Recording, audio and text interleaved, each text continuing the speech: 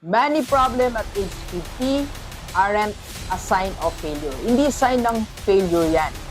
Ibig sabihin lang po yan,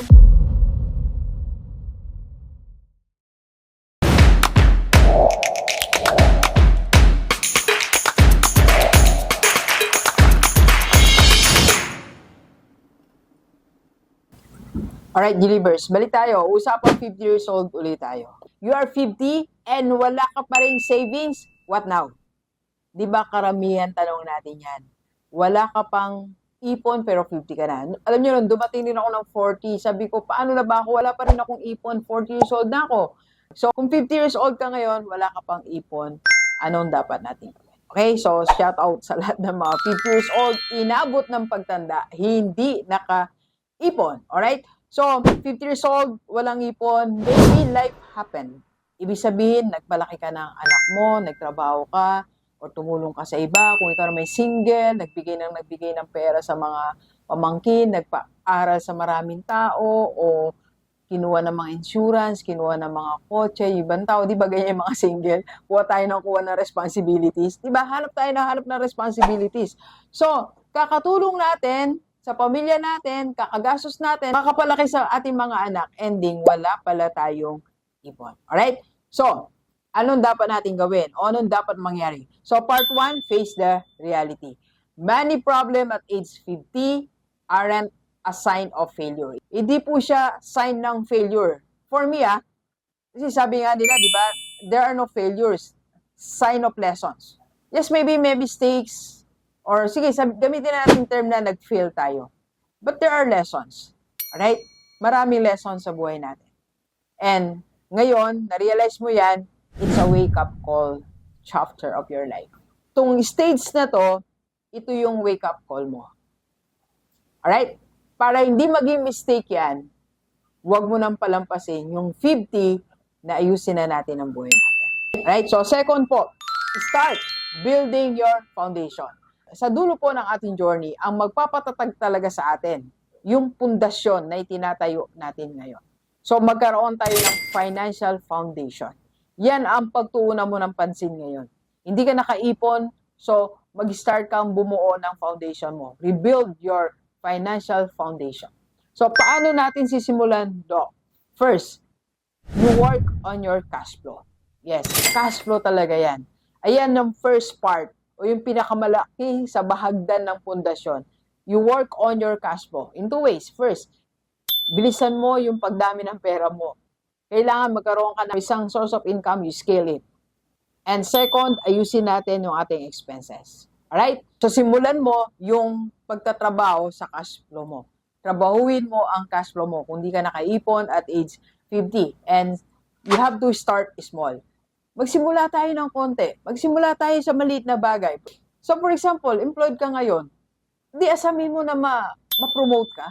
Gawin mo siyang target. Ilang taon ka na, di ka na po-promote. Baka ito na yung panahon para gustuin mo o tanggapin mo yung offer ng promotion. Kasi minsan pinopromote na tayo. Ayaw pa natin eh. Ang dami kong naku-coach na, Dok, ayaw kong tanggapin yung promotion kasi malaking responsibility. Kaya mo yan, 50 ka na, takot ka pa sa responsibility. Ang dami na natin pinagdaanan na hirap sa trabaho. Ngayon ka pa ba matatakot? 50 na tayo? Sayang kasi. Imagine mo yung promotion na yan, kung mag-i-increase sa'yo ng 5,000 a month, ayan ay may tatabi mo eh. Yan ay simula ng pundasyon mo. And second, start small is less expenses. Magsimula ka na mag-ayos ng finances mo. Magsimula ka na mag-cut ng at least 2,000 from your budget monthly. Marami tayong mga gastos na pag kinat natin, makakasave ka ng 2,000 eh. I-sit down and tinan mo paano expenses mo. Alright? Then, start now. Ngayon na yan. Mamaya, maging 51 ka na. Maging 52 ka, 53, 54. Sabihin mo, wala talaga naipon. Eh, wala na talaga. Di ka nagsimula eh. Simulan mo na ngayon. Then, next, after ng cash flow, ano yung next, Doc? Umattend ka ng webinar namin. Meron kaming free webinar. Tinuturo namin isa-isa. Tinuturo natin your financial foundation. Alright? Ano yung kasunod ng cash flow? Dinidiscuss namin yan. PM ka lang sa personal FB ni Doc. Yan po ang personal FB. Alright? So, number 3 is, how to reinvent how you earn. So, ito na ngayon yung isipin mo na, paano ba ako kikita ngayon? Dapat iba na kung paano ka kumita at age 50 compare nung 20 ka, nung 30 ka, nung 40s ka. Para ngayon, iba na yung source of income ko ngayon. Iba na akong kumita ngayon at age 50. Like for example, seminar. Sa dami ko na po experience sa seminar. Since 2016, nagsiseminar na tayo. So ngayon, meron na tayong high ticket. So meron na tayong seminar na ito na yung certain amount. Kasi ito na yung alam ko kaya kong ibigay na value sa mga followers ko. For example, school owners, sila yung high ticket. So ito yung amount ng seminar ko. So tinaasan na natin kasi mataas yung value na kaya kong ibigay. Compare nung nagsisimula pa lang ako. So ganun din yung value na kaya mong ibigay. Tingnan natin paano tayo magkaroon ng new source of income. Yan pag-isipan natin, new source of income. Pwede ka na mag-freelancing. Pwede ka na mag-start ng small business mo. Alright? And next po is start to reset your mindset. Don't think it's too late. Sabihin mo lang, it's my turn. Lalo sa mga napabayaan yung sarili. Di ba naging busy ka sa pamilya mo, naging busy ka sa mga kapatid mo, naging busy ka sa anong mission ang ginawa mo. So, huwag mo sabihin sarili mo na it's too late. Kasi for me, nagkaroon ka naman ng purpose sa buhay. Nakapagpaaral ka ng mga kapatid mo, naayos yung pamilya mo, nakakapag-aral mga anak mo. So, mistake ba yon? Hindi mistake yon. Okay? So, ang gawin mo lang, it's your turn. It's your turn na ayusin naman yung future mo. Okay? So, the biggest enemy of age 50 is not lack of money. It's lack of belief. So, maniwala ka ngayon na kaya mo. Maniwala ka na it's your turn. Right? Okay. So, stop comparing your journey to others. Tama na yung, ba't sila may kotse na? Ba't sila nakapag-travel na? Eh, kanya-kanya po tayong season eh. And kanya-kanya tayo naging priority. Ikaw, naging priority mo yung pamilya mo na naging matatag. You don't have to regret that. Accomplishment mo yun eh. Napaaral mo yung mga anak mo, matino, maayos. Okay? So, wala tayo dapat i-compare sa ibang tao. And remember, you're not starting from zero at age 50. You're starting from experience. Hindi ka naman mag-zero, di ba? Ang dami mo experience eh. Ang dami mong skills, ang dami mong knowledge. So, from there, pwede kang magsimula. Okay? Yan ang edge mo. Compare sa mga 20 years old, zero sila eh. Ikaw from your experience. Alright? And, eto your comeback formula. Pero bago yan, magkape tayo. Kape po tayo.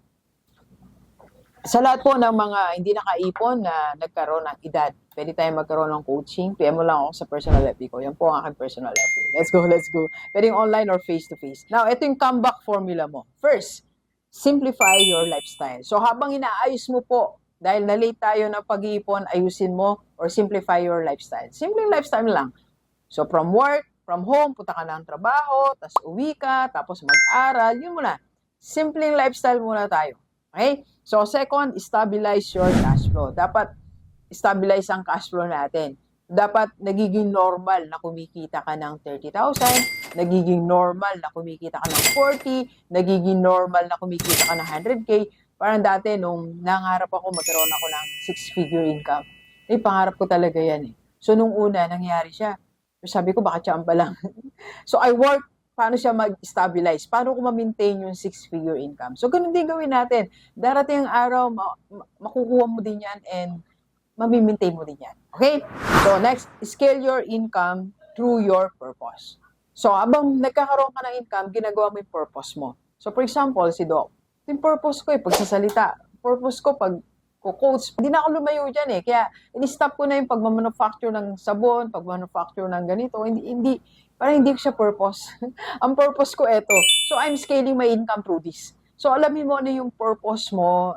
As a leader ba? So, then you scale from that. Okay? Now, conclusion ni Rockstar. Maybe, at age 50, wala tayong savings.